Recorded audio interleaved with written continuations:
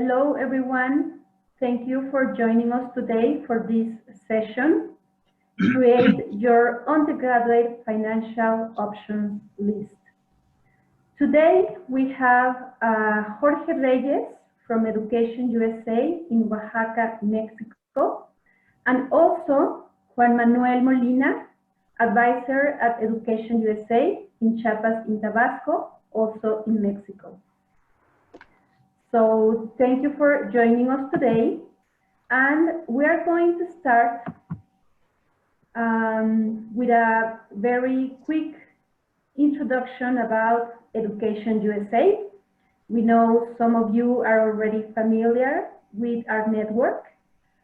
For those who are new to Education USA, we are a global network of advising centers from the U.S. State Department.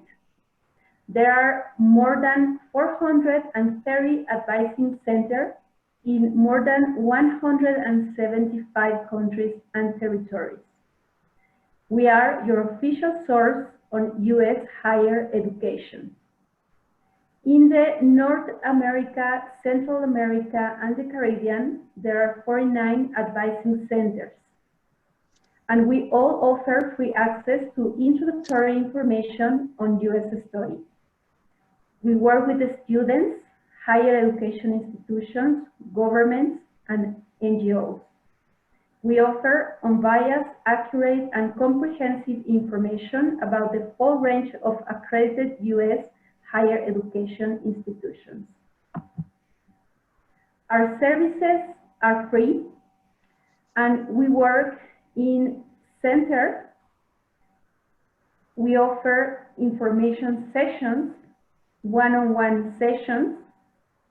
We also organize workshops, and we offer official materials and guides for studying in the United States. Our advisors also complete outreach activities.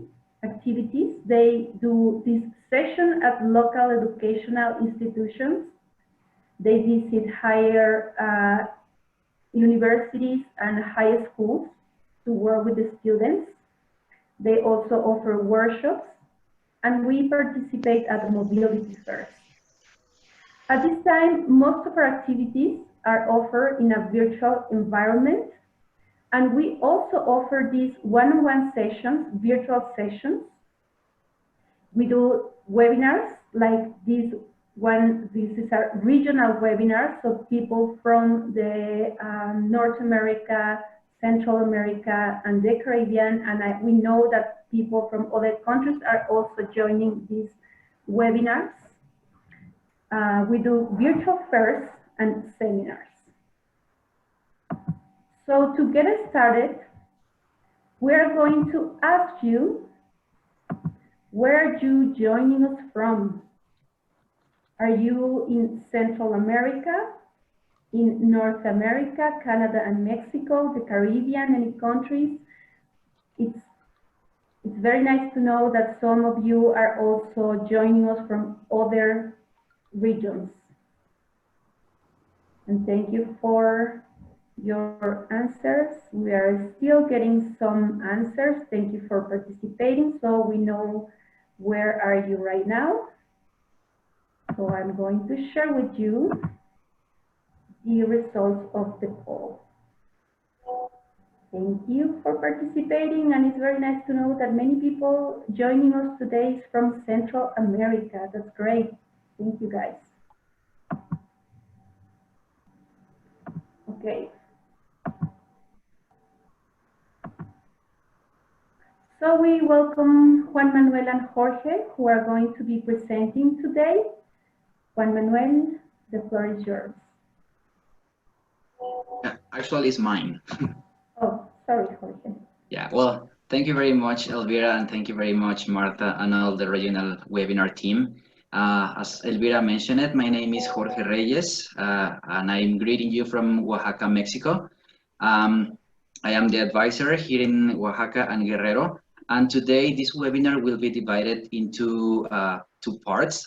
I will be giving like the theoretical part, and my peer and friend Juanma is going to be sharing the practical part of the webinar. So for this, for my part, I just wanna let you know, first of all, as this slide is saying, start planning as early as possible. Why? Today webinar we'll be talking about the planning your financial options. If you are eager to start your higher education, your undergraduate program or course in the United States, as every major or giant step that you are or that you would like to achieve in your life and your academic and professional life, you need to plan ahead and you need to start planning as early as possible. Why?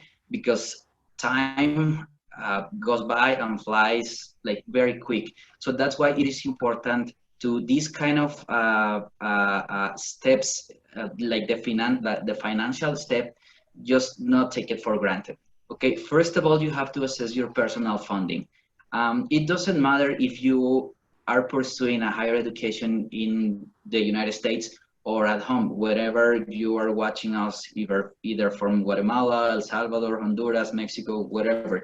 If you are planning on to getting into the university, you're still gonna have expenses, right? Because why? Because maybe you need to buy a new computer, maybe you need to buy books, maybe you need to buy, I don't know, every source of everything that will help you towards your education, that'll be an expense. Okay, maybe you are not paying rent because you are paying, I mean, your parents are paying rent or whatever, but still you are considered to save money, not just for you, but maybe all your family is saving money already. I know in some countries that are watching us right now, it's a culture to save money for higher education for the children.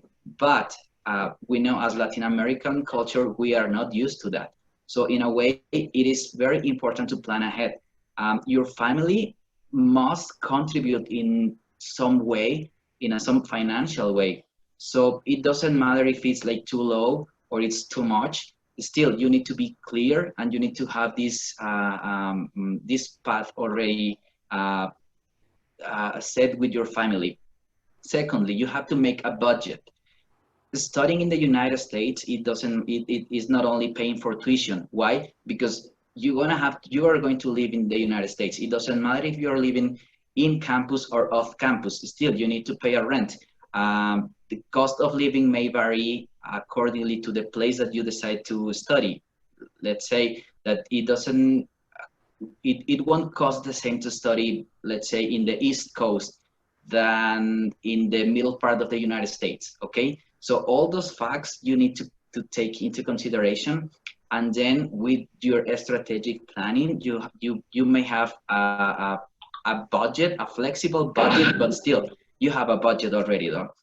Hidden expenses. What are these hidden expenses? Well, if you would like to, I don't know, to have a driver's license, well, that'll be a hidden expense. Why? Because that's not written on the tuition, right? It's another expense that maybe is not considered at the beginning of the program. And with this, all this will be attached onto your personal profile. Why? Because every student is different and every student has different needs. With this, your budget has to be adjusted onto your needs, okay? I think maybe if you have any questions, you can send them to Q&A Marta. So at the end of the presentation, we will answer all your questions. Okay, so can I have the next slide, please, Elvira?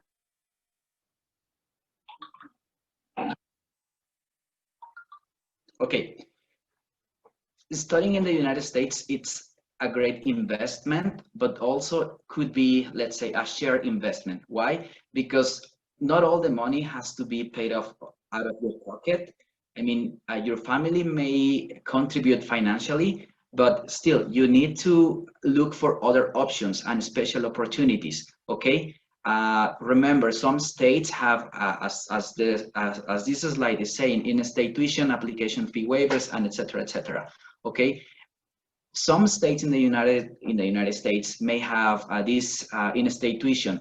What is this? That some states may be eager to have more international students from a specific country. Okay, if this is your case, well, in first of all, you have to be aware of the universities that are within these states, and then you will have another opportunity, an advanced opportunity. Why? Because if the states wants you as an international student, well, you will be more attracted to maybe consider this school or university into your options. With this, you may have application fee waivers. What's an application fee waiver?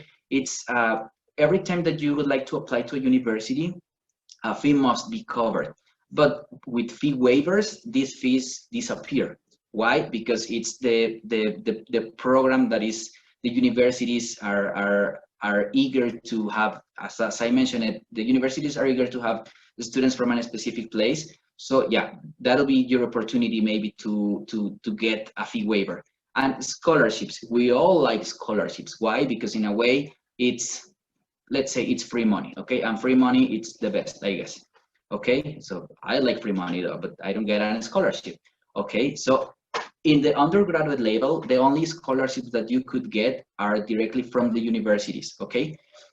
Like, it doesn't matter if it's a complete scholarship, it is I don't know, a medium scholarship or whatever. All the scholarships may come or will be coming from the universities. Most of the universities have merit-based scholarships and need-based scholarships.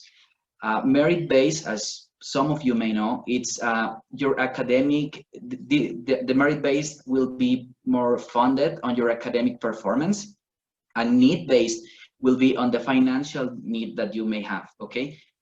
With this, it doesn't, I don't like to say that, okay, yeah, if you want to study in the United States and you are, I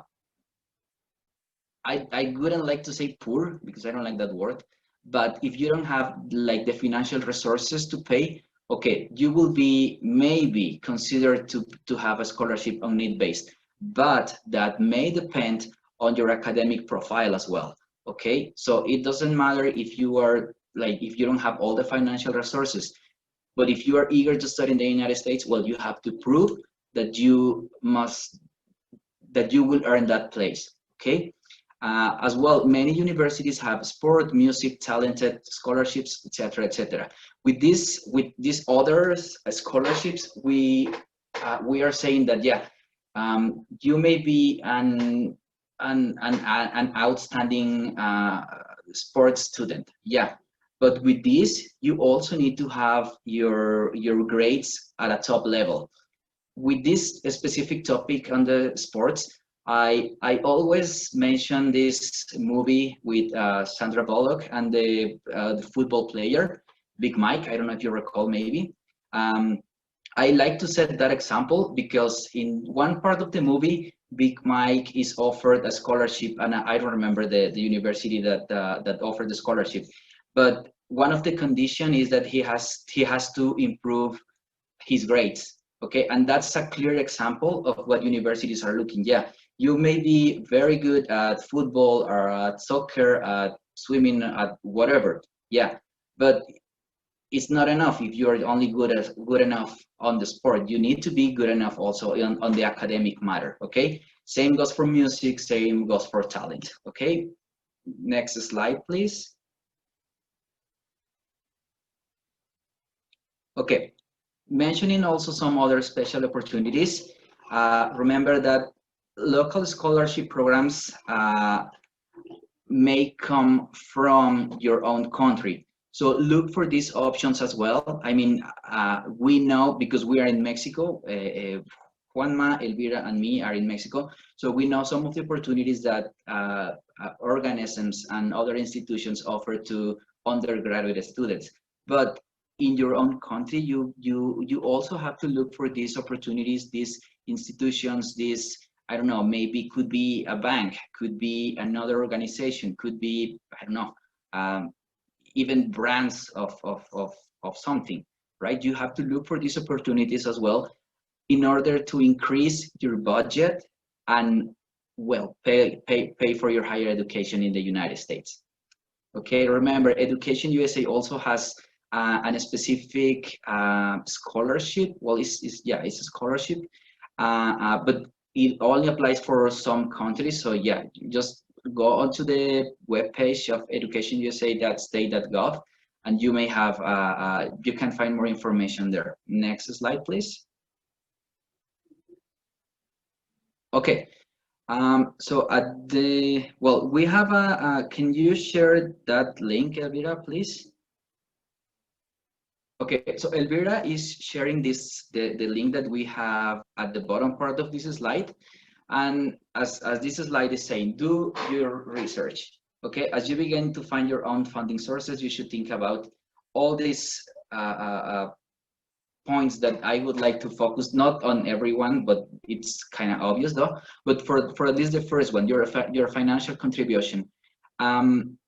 I remember 2 years ago, I was in a general session with some universities, with some recognized universities, and these universities say that, yeah, I mean, they expect that students, that international students, submit an application for a scholarship.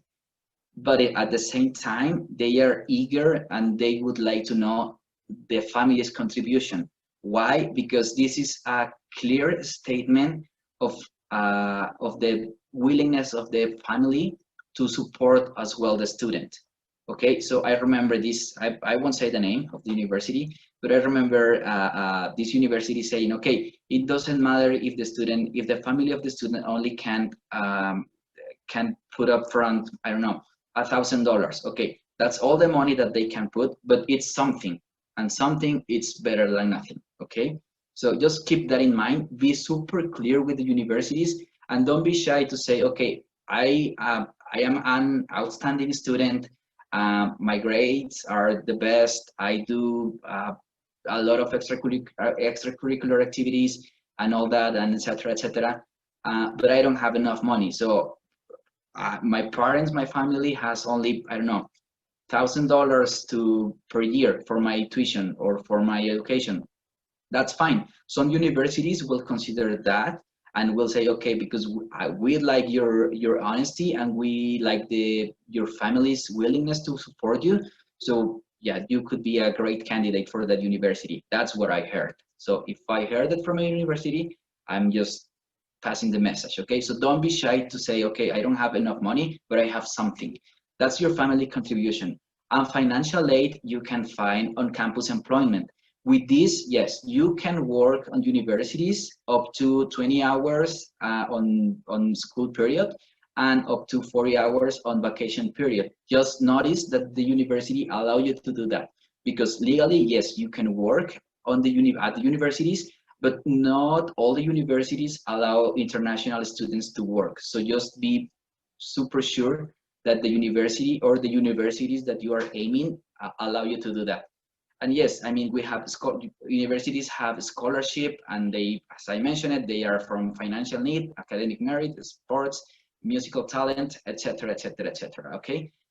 Some other things that well, we have to say it, although it's not my great recommendation, are the loans, because yeah, it is money that will be given to you, but eventually you will have to pay that back.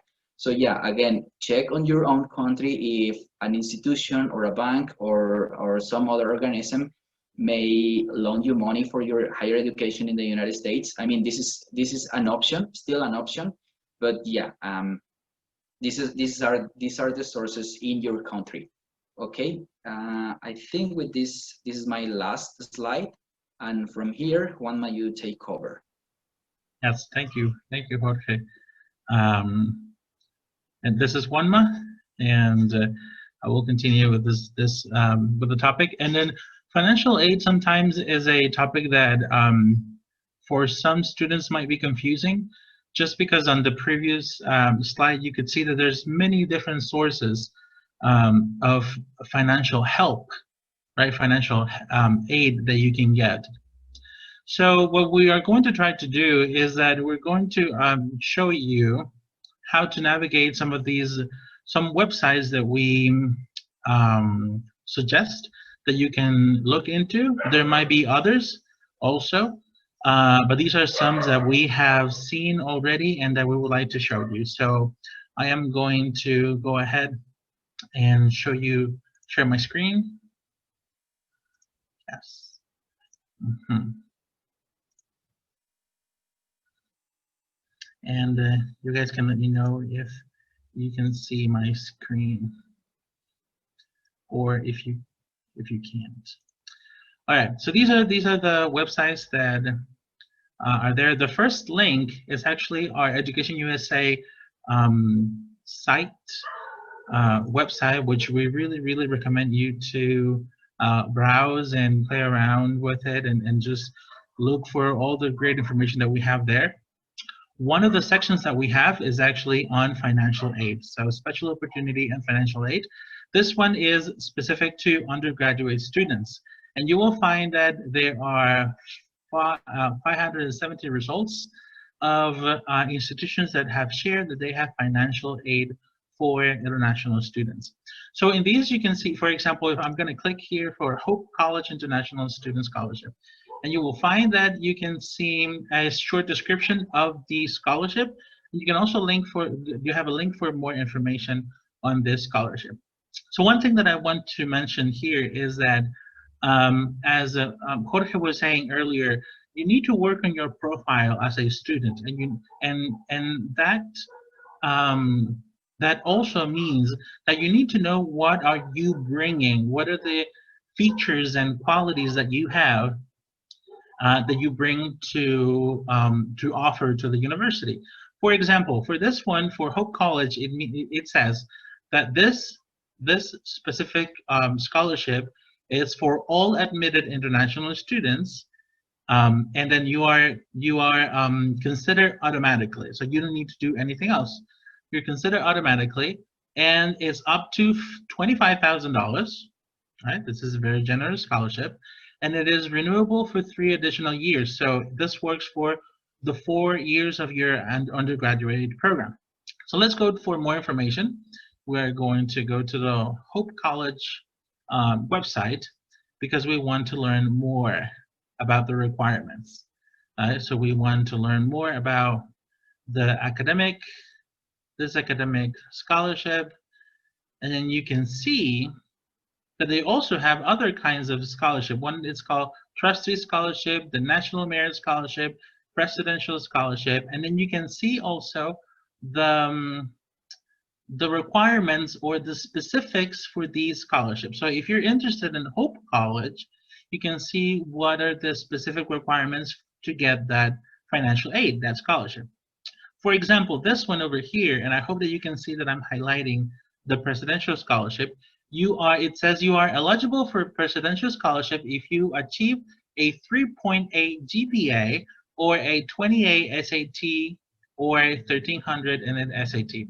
So you can see that you're starting to see this very specific descriptions of these programs. So what you want to understand and what you want to see is you want to assess your qualifications, or maybe you can plan what scores do you need, or what GPA, what is the grade that you need for this. I want to show you a couple more in our website because I really want you to get an idea of the kinds of scholarships that you can find here. Let me go a little bit. For example, this one from St. Michael's College. So all of these scholarships are specific to these universities.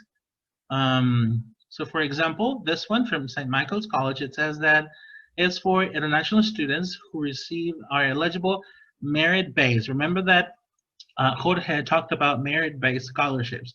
And this means that you need to have good grades to get these scholarships. And this one goes from $2,000 to 60% of tuition. And also, Jorge talked about the different expenses, right? And that tuition is one of the expenses that goes directly to the amount you pay for classes, but there's also other expenses that Jorge talked about. So this one, because sometimes when we look percentages, we think that is the percentage of the whole thing, but that we need to see that this is 60% tuition, right? And it also says that there's no additional SAT or ACT required. So whatever you gave to the institution, they're going to consider, and you don't have to do anything else. And there's one last example that I want to show you from our website, which is from University of North Texas, that I really want to show you here, the Excellence Scholarship. And I think this is a great way. Let me actually go to the website.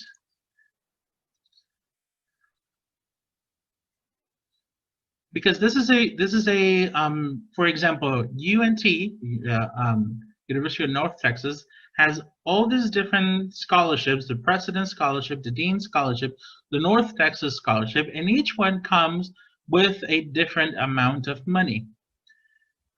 You can see that the level of award is determined by consideration of the students. This is what they took into consideration. They take the rank and your performance in your SAT or ACT. So if you want to see what this look like, I really like this scholarship estimator that they have. And this remember that you want to get all the information that you can. So here, you can actually, and remember this is an estimator. It doesn't mean that this is what you're going to get. This means that for this specific university, for UNT, you can actually get an idea of what amount of money would you get with your present qualifications. So let's say that you took the ACT and you got a 28 points, right? That's what you took. And then your university class, I mean your college, sorry, your high school class, maybe there were 300 students in your class. And then you ranked, and this is the ranked is where would you place on that, on the 300. So let's say that you were a fairly good student and you were in the top 40. So you were the 40 in the rank. So let's calculate how much money would you get from UNT. And remember, this is just an estimation, it's a calculation. So potential, again, the potential, UNT says this is your potential scholarship. If you apply, you will get $6,000 per year. And this could be amounted for the four years to $24,000, right? Now, what is this school considering? The school is considering your ACT or your SAT scores and your school ranked. So if you had a better score, let's say that you get 30, right? And then you probably were you had a different school rank. Let's say that you were 30 also, with number 30. So let's calculate and let's see how much that goes out. It should go up, right? Now you get $8,000, right? $8,000. So I really like this exercise because it shows you one of the ways. This is merit-based. This is how merit-based, you can think of how they could estimate that. So the higher your scores, the better your grade. This ranking has to do with your grade. The better your grade, the better opportunities you're going to get. And this is an example for a merit-based based scholarship. Right? So that is one way that you can see and you can estimate how much money would you get in scholarship from that university. The other website that I want to show you, which is the mometrics.com, which is a blog that I really want to show you, because this one says 175 scholarships for college students. This one also includes scholarships for graduate students. So some of them, for example, the first one, which is Fulbright scholarship programs, it doesn't apply to you, but this is where your work comes in. You need to read each of the descriptions of these scholarships and see if they apply to you, because I really like this description from the beginning and these 5 pictures, one with the small people holding hands and the other one connection and then the money sign. I really like that because that describes what that scholarship is looking for. That describes what this scholarship is looking for. So for example, the first one, it says, this scholarship evaluates an applicant's leadership and community involvement. So if you're good with your community involvement, you have done community service and there's evidence that you're a good leader, so those there's scholarships for you, right? If you, for the next one, we have that there are certain scholarships that apply to certain specific groups of people, and I'll show you some examples in a minute, from a particular place, from a particular heritage. So there will be scholarships that are specific for Latinos, for example, some for women, some from Middle Eastern students. So those are sometimes they're looking for very specific people with particular heritage, ethnicity, or gender. There's also other types of Jorge was saying, that are looking to help students with financial need. So they don't take into consideration others. Some of them will mix. So for example, they might be looking for a scholarship for gender and also for financial need. So they can combine. But that gives you an idea what kind of scholarships and what the people who has the money, who are they looking for to give that money to and invest their money in scholarships. And then the next one that has that A plus, that looks like a grade, it's looking at this. There's certain scholarships that are looking for academic excellence or achievement, similar to the one that we were looking for UNT with the application with the scholarship estimation. This is the kind of scholarship that is looking into to give money scholarships to students with good grades. And then also we have ones that only apply, the last one applies to location. So certain scholarships that apply only for people in certain states or certain countries to study in specific countries. So for example, let me see, there's different scholarships here: Excelsior Scholarship, the Coca-Cola Scholarship, National Merit. For example, this one, Hispanic Scholarship Fund, that I think that applies for most of us here. It says, look at, it has two of those, right? It has the one for connection. Remember that this one was for specific heritage or ethnicity, and also has the A plus, which is for academic performance. So this scholarship is looking for these two specific qualifications in students. So this is where what Jorge was saying, that you need to see your personal profile. Where do I fit?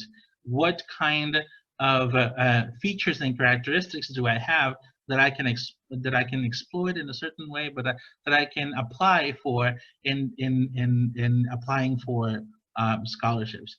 Yeah. So that's one of the websites, and I want to go on to the next one. And the next one is the International Scholarship website, which I have already here. And this one is kind of like a browser, for scholarships. And you can either put the name of the scholarship here, or you can do filters. So let's say that, sorry. So let's say that you are a student that is interested in chemistry. Okay. And let's say this one says, where are you? What are you studying? Or where, in this case, where do you want to study? So we're going to do United States. So you can see this has scholarships that apply to all over the world, right? So we want to study in the United States, and let's say that we are in Panama, right? So this is for, yeah, that's correct. So I want to study in the United States and Panama in chemistry. So I'm going to look at all of the different scholarships from different organizations, foundations, sometimes governments that have for you. So let's say, so we have a result of 635 opportunities. Now, not all of them may apply to you. Remember that there's all these different categories. So they could be looking for academic excellence, leadership, and all this. So your job here is to read all of these descriptions and see where you can find the money that applies to you. For example, let's look at the Latina Scholarship, because it sounds like it will be part of what we want to learn. So this one says the description. You will have to read the description. We're not going to do it right now, but you can see specific information. You can see $40,000. All right. They divided in 4,000 scholarships. to 10 different people. Okay, and it could be there's a certain time to apply. Okay, there's a minimum of 3.0 GPA. And as we are reading, we're seeing, oh no, so we find F1 and F2 visa students are ineligible. So this is a program that is helping Latino students, but it really doesn't apply to international students, right? Because it says that if you are an F1 and F2 visa students are not eligible for this. So although the name seemed like it might be for us, that's what you need to look and read at each one of the descriptions. Okay. Oh, there's other 600 that you are going to go and look for. We find here also the Hope College again. You will find many of these in some of these in the descriptions. But then you can go ahead and look. Oh, look, this looks interesting. Central and South American Scholarship. Let's click on it. Of course, you can go like that. I would suggest that you click on each one of them and learn about them and see if they apply to you.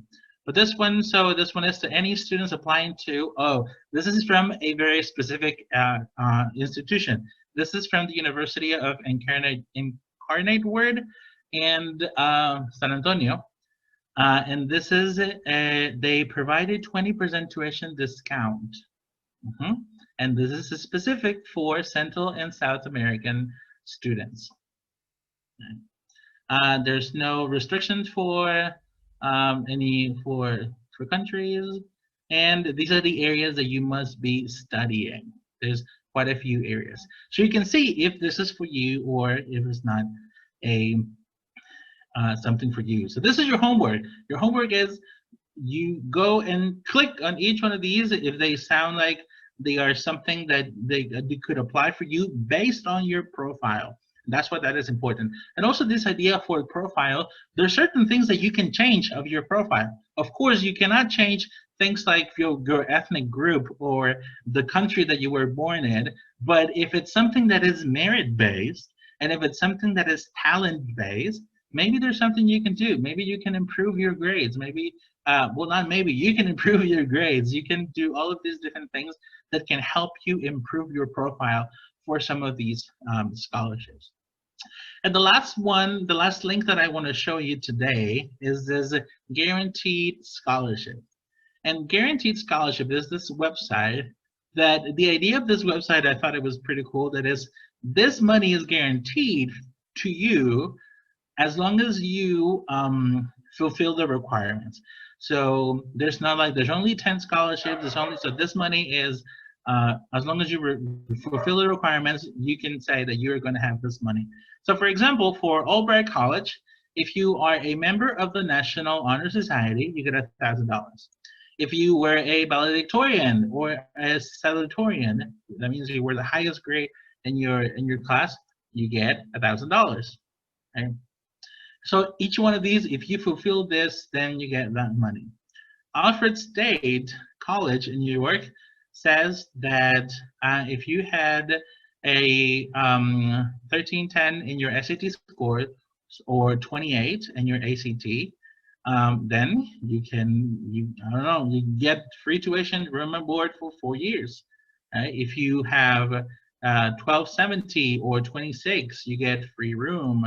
And again, you can see that this money is directly related to scores and to your grades, right? And there's other colleges also that this is money that you get if you fulfill this requirement. So there's other different kinds of requirements. Let's say, for example, Arcadia University in Pennsylvania provides $3,000 every year if you are the dependent child of a Presbyterian minister. So if you are the child of a Presbyterian minister, then you get $3,000. Right? And then there's all different kinds of descriptions for other kinds of. So that will be specific, very specific kind of student. And there's a lot of information that we really want to show you how to navigate and understand. For example, this one for Baylor University says that if you get these scores, then automatically this is the amount of money that you get um, for your studies. All right, so I'm just going to scroll down a little bit. We're now going to go through all this page because, as you can see, it is very long. But just wanted to show you that looking for financial aid can be sometimes confusing, just because there's a lot of information, and each institution has their own way of allocating this money. But that's why we're here to help you, right? So we can help you navigate all of this. The beginning, showing you the websites and telling you this is where the information is, and then helping you to organize it, which is our next step. So we have a poll now that you guys are going to, so I'm going to stop sharing my, no? Oh, sorry, okay, that was, so I'm going to continue. Right, so the next thing is in the presentation, let me just, right. So I'm going to show you a way that you can organize this. It seems to be a lot of information from different places, and you want to do it as you want. You can have a notebook and then write all the information there. You can create a Word chart or table. You can use Excel, spreadsheets. There's one that I'm going to show you right now that you could use. And this is to organize the information, but you can do your own. You know what you're looking for, but this is an example of how you could start to organize this information. So here you can see that we have tuition, so that you can start by the name, right? You can put the name, and also from the different institutions that you are looking into. But then and then you can start putting like the scholarships, if you're planning to work from in the university, if you have any savings, and then all the different expenses that you should be considering for school. So let's do this exercise, because this information should be on the university website. So let's say that let's do an example here. So let's say that we have in our let's say that we have Oklahoma State University in our university list, and we want to say cost of attendance. All right, so here's a website, and so we can find the cost of attendance for undergraduate students, very specific to the years. We can look at the 2019-2020 or this year 2020-21. But also look that it is different if you were an outer state, just like Jorge was saying, or also if you're an international student. If you're a national student as an undergraduate, which is the where we fit. So let's look at that. So let's do international students, 2020. So these are the estimates. So this is where you would get your information, right? And very easy. I would just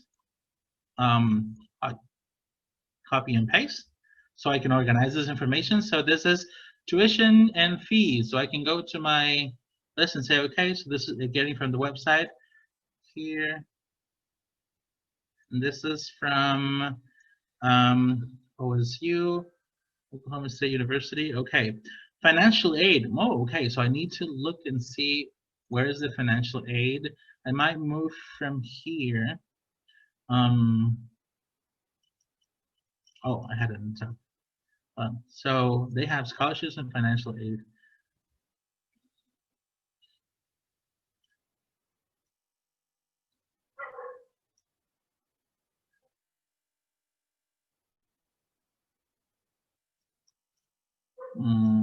Where is it? Scholarships here.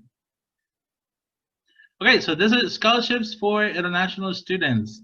And again, now look at the description here from OSU and how they provide money.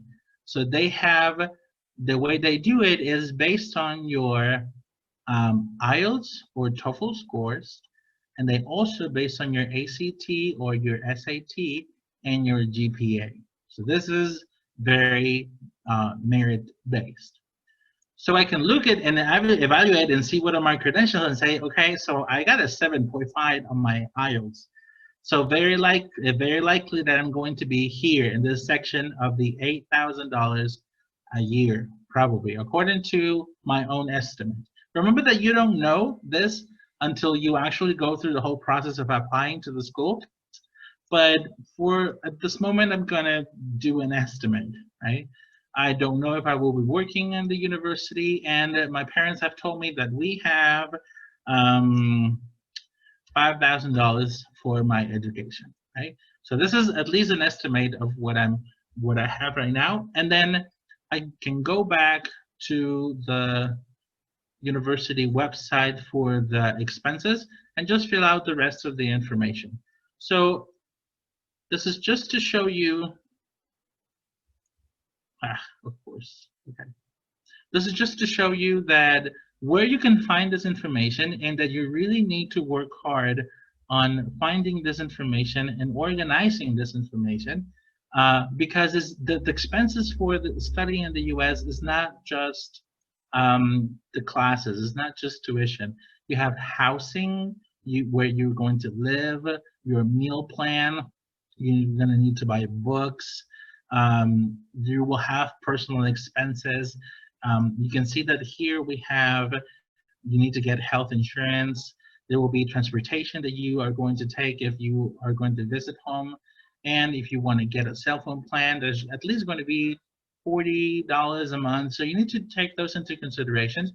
And the thing is, if you want to have more help, more financial aid, you kind of know what things you can work on. There's certain things that you can do to improve because you know what are they looking for.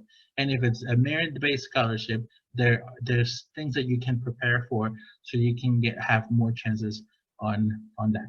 I have some other we have some other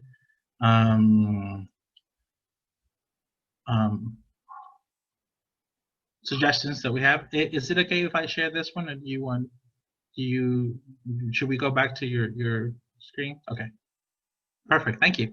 So another ways that you have to reduce cost is that you can do public and private institutions and look at the cost. Private institutions, it doesn't mean that it's going to be totally free. It means that the cost is lower than a private institution, and sometimes it is very significant. So you want to research on that. Also, 2+2 programs, and these are very popular programs and with international students, which is using community colleges to start your first 2 years of general education and then continuing to finish your 2 last years of your bachelor's degree in a 4-year institution. Usually community colleges in general, they're a lot cheaper than 4-year institutions. So this is a way that you can reduce the cost of your first 2 years. You will end up with 2 degrees. You will end up with an associate's degree and then with a bachelor's degree. Many of these institutions, especially the ones that are very closely located, they're going to have very easy pathways to move from one institution, from one community college into a 4-year institution that is nearby because they have worked together before all of these paths. Also, another thing that you want to consider is that not everywhere in the United States has the same cost of living. So as you can imagine, living in cities like New York and Boston and Washington, D.C. are going to be a lot more expensive than living in other not equally big cities, but other big cities in other states, probably like Utah or Idaho or Missouri. Okay. Also, you can think of rural versus urban. Many times, urban universities, living spaces are going to be, and also in general, living expenses will be more expensive in bigger cities than in smaller towns. So you can consider that at the moment of considering a school. If it's a school in one of this big cities, chances are that the cost of living is going to be also expensive. And the other one is that you want to look also for sponsors. Many times these sponsors are going to be, maybe you have relatives that can help you and that are going to be able to provide you with some financial help, right? Maybe you have an uncle, maybe you have an aunt, your grandma that will be able to put some money down towards your education. Maybe sometimes it's going to be a foundation. Maybe sometimes is certain organizations that can provide some help. And at the end of the day, many of our students, what they do is that they get money from all these different sources. And then you get $1,000 from here, then you get $2,000 from an uncle, and then you get $10,000 from the university, and then from your savings, and then you go adding, and that's how you can build a stronger financial plan. But you need to do your research, you need to fill out, make your own. If you want the one that we have today, you can email us and I'm sure that we can send it to you. But you can create your own. You are going to have to do a lot of researching in all these different websites and find where are the ones that apply to you and also the ones that you can work to get better, and then you can be eligible for those, especially the ones that had to do with merit, which is your grades and your scores. And well, I think that we come to the questions part. So hopefully we made a good job at explaining, but also we are open for questions. So let us know. Yes, thank you, Juan Manuel, and thank you, Jorge, for this presentation. We have like 7 questions for you. Right. And the first one is, if I'm looking for financial aid, does it matter if I apply to a public or private university? Good question. Do you mind if I Go ahead. Okay. Go ahead. So it is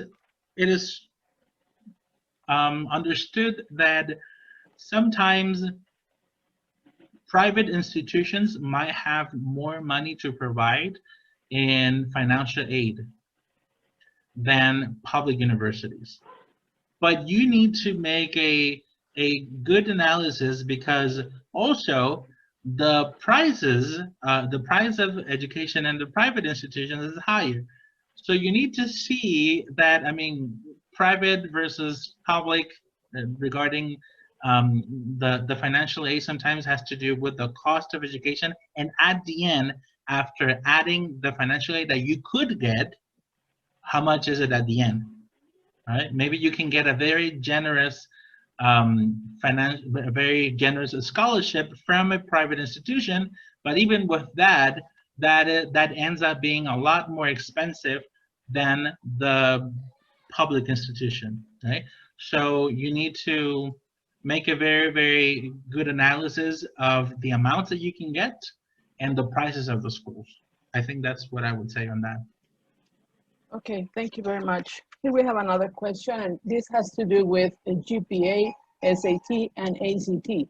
The question is, how do I know my GPA? How do I know my SAT or my ACT? Mm-hmm. Well, let me take this one though. For the test, first of all, you need to take the test, right? You can select the universities that you want the information to send to, but yeah, you will have your results on the ACTs and ACTs, and even if you are taking a TOEFL or a IELTS or even this other test that we know some universities are taking, the Duolingo one. But yeah, but first of all, you need to take this test. And for the GPA, there are many converters. But sometimes you don't have to worry at the beginning of this, because most of universities know already the grades. Let's say, for example, here in Mexico, the grade system is from, let's say, from 0 to 10. Okay, so universities already make that conversion for you. But if you would like to make that conversion, there is a mathematical formula, I guess. But also you can find some help on Google, that you could put your well, in Mexico we call it promedio, and then it'll convert it for you. Yeah, and I want just add a little bit to that. Thank you, Jorge. There are some websites that will allow you to take like a sample ACT or ACT that can give you an idea of where you stand on that. And I said, like Jorge said, you know your score when you take the exam, right? So there's no exact measurement unless you take the exam. But there are some sample tests that you could get to give you an idea of where you are.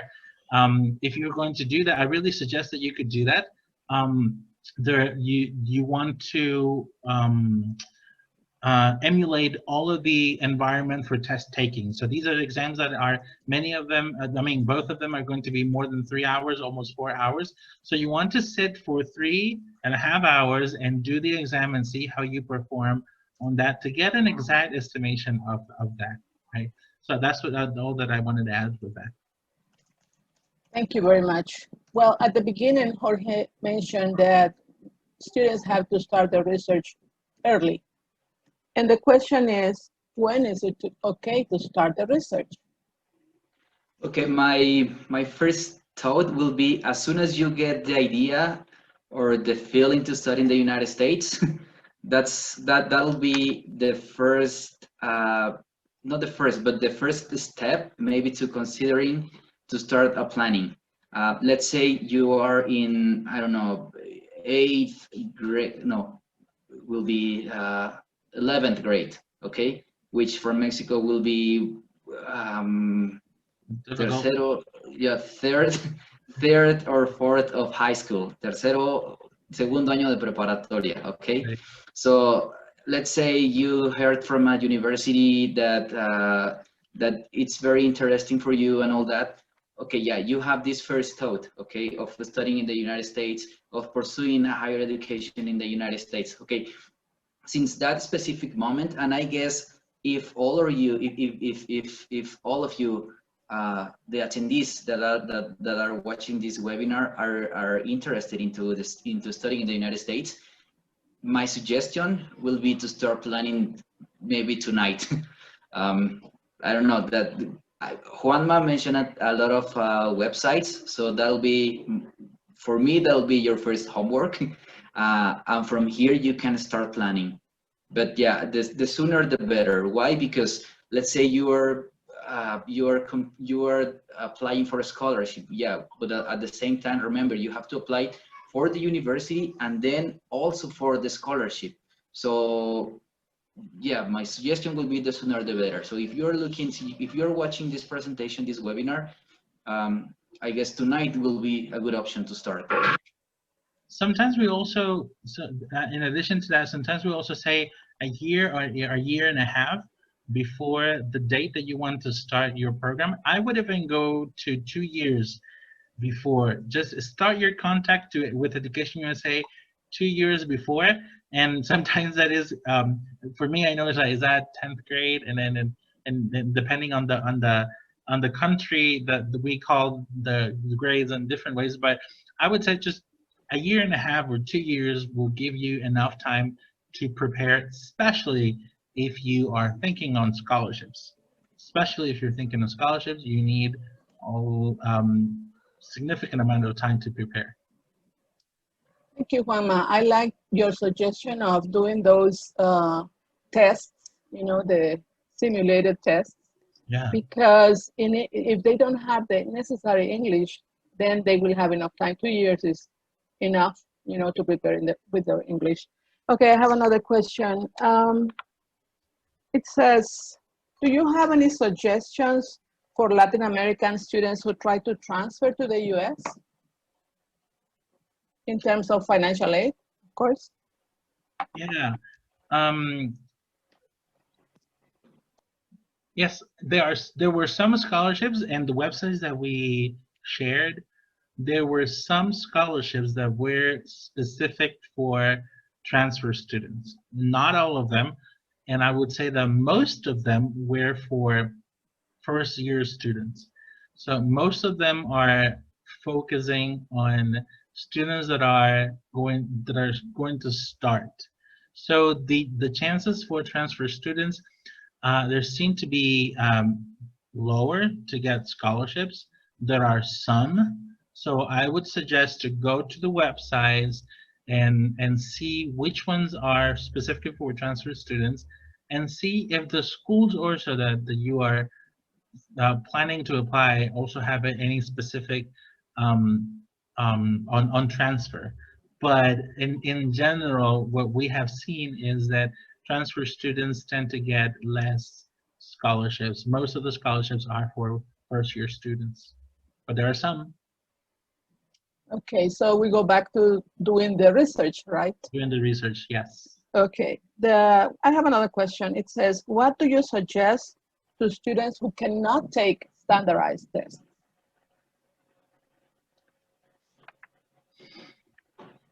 Mm, Okay, nowadays, I'm just gonna put my thoughts in here. Nowadays, there are several universities that are not requiring standardized tests, SAT or ACT, due to the pandemic. But some schools, for some schools, it is not a requirement. So it is fine for the schools to not ask the students this test. Although this requirement only applies to the admission on the admission process. We strongly recommend, if you are, as you see on the websites that Juanma shared, most of the scholarships and most of the requirements for these scholarships are the SAT, ACT. So yeah, so let's say you don't have to take a test for the admission process, but eventually that test will help you to get, or could help you to get a scholarship though. So if you don't have the chance, let's say because in your country there is no uh, uh, uh, a school or a place to make the test, just be in contact and again do the research and be in contact and research the options that the platforms or the test offer for these kind of situations. yeah, I would add also that probably the participant is referring also to the recent cancellations of tests and test dates for international students, and that might make it difficult to take tests these days. Um, what I would suggest also, besides doing the research, like Jorge said, um, is that if universities are not going to have those numbers to measure you and to have an idea of your readiness for college through those numbers, my logic will be that they are going to be paying more attention to the rest of your application, right? They're going to be looking more into detail to the classes that you have taken, the your GPA, right? What if there's a rank in your class? Where were you ranked? The grades that you got in the classes that you took, how difficult or easy were the classes that you took, your essays, um, other information that they can get from you that will tell them that you are ready and that you are qualified, which luckily the admission process to the US is not just about scores. It's also about other materials that you submit. So I would say also prepare with the rest of your application too. Prepare to write an excellent essay. Be really smart and strategic to the person that you ask for a letter of recommendation, because if your school has gone test optional and you're no longer required to submit a test, you should think that they need to get that information that they were going to take from the test about your readiness for school from the other sources. So take extra time preparing with the other sources, the other materials.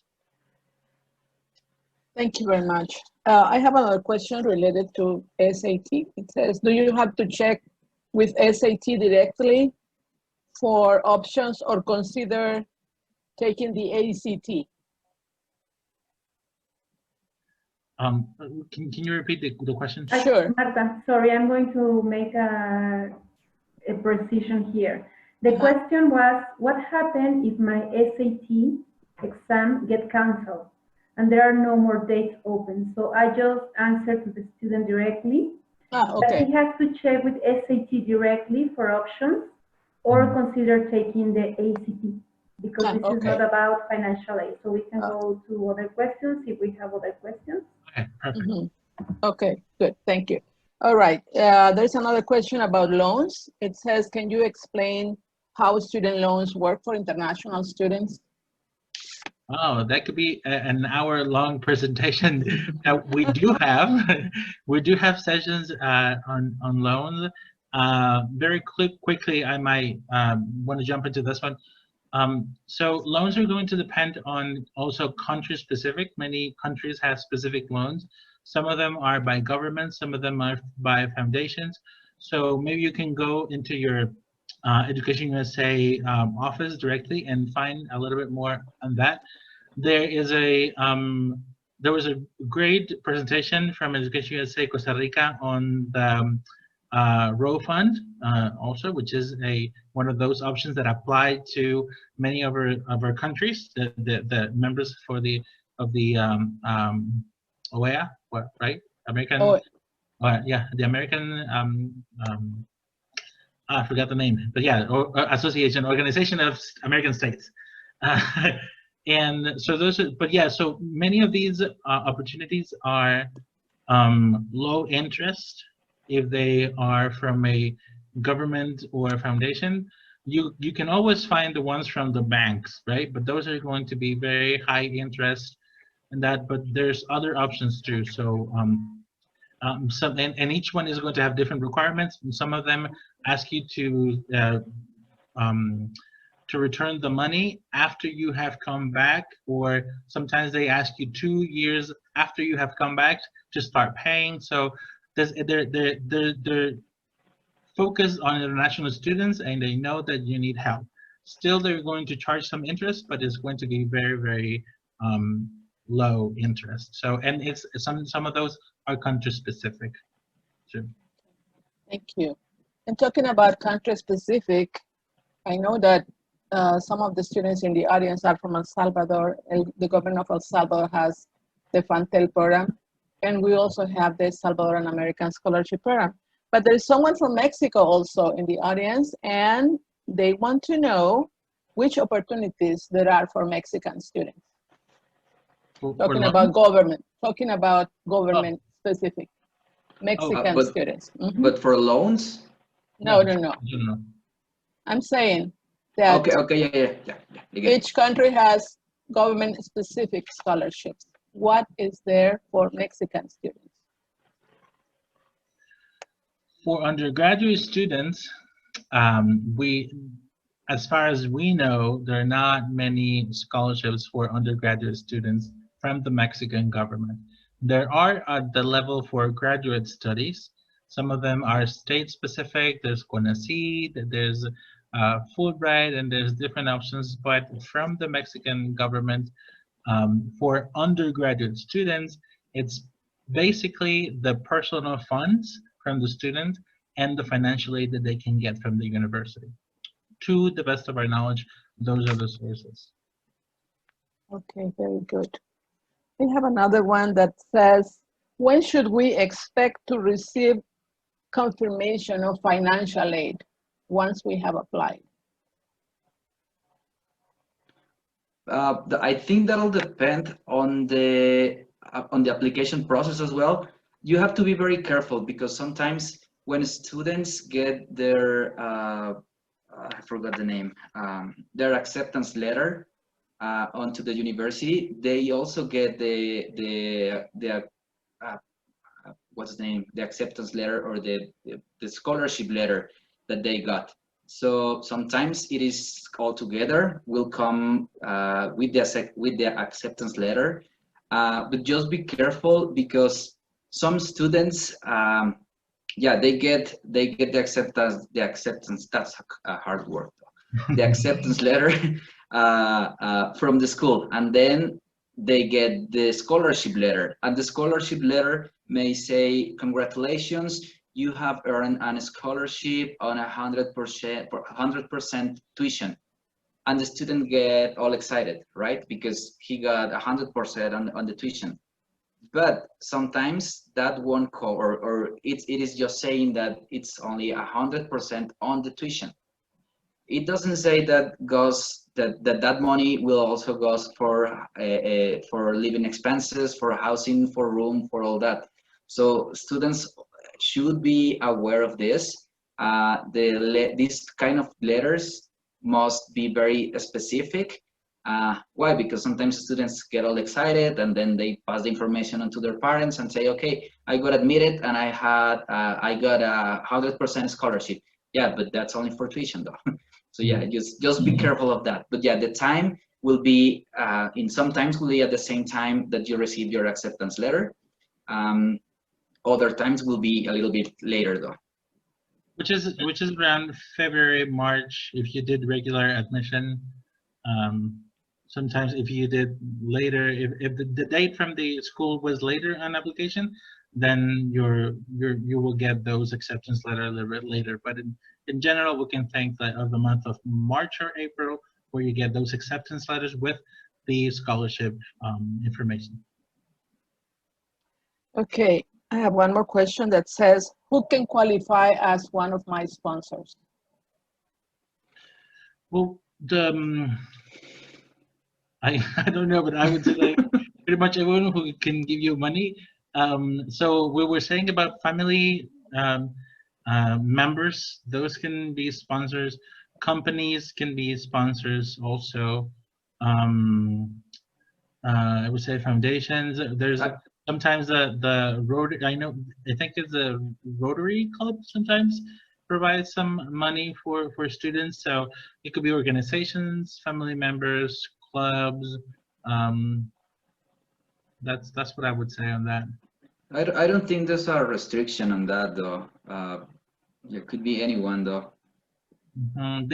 Most of universities will ask you for a letter that marks the commitment of that person or institution that they will provide that money for you. So so yeah, so that's how they prove that. Okay, and I think this is the last one. Is there a specific date that you suggest that students apply for financial aid? Well, it will depend on the university. Some universities, you do the process at the same time when you apply for the school. So if the school says that you need to apply at December 1st, then many times they say there's nothing else you need to do extra. Just sometimes there's a box that says, would you like to be considered for financial aid? Make sure that you click that box. Sometimes that's everything you have to do. That's all you have to do. Many times there's extra things that you need to do. Sometimes you give your application and then say there's another process to do for the application process. Many times you're going to do, we have sessions also on your CSS profile. Also, if you're interested in that, we have sessions on that also help, that is to submit applications for financial aid. But yeah, I would say it really depends on the school and when they have the date. That's why, and that again, I say that's why it makes financial aid application sometimes challenging, because it's not the same thing for every single school. It's very school specific. And I just would like to add that don't be confused is as if a school is inviting you to ask for a financial aid. It doesn't mean that you are getting that financial aid for sure, right? It's just an invitation to apply for that. So if you, as Juanma said, if you see that box, so click it and just be sure that you are clicking onto the right thing. And just don't expect anything that you are not participating or submitting to. Okay, thank you very much. Those were all the questions we had from the audience today. Perfect. Well, I think the next slide is our contact information, so please feel free to write us an email.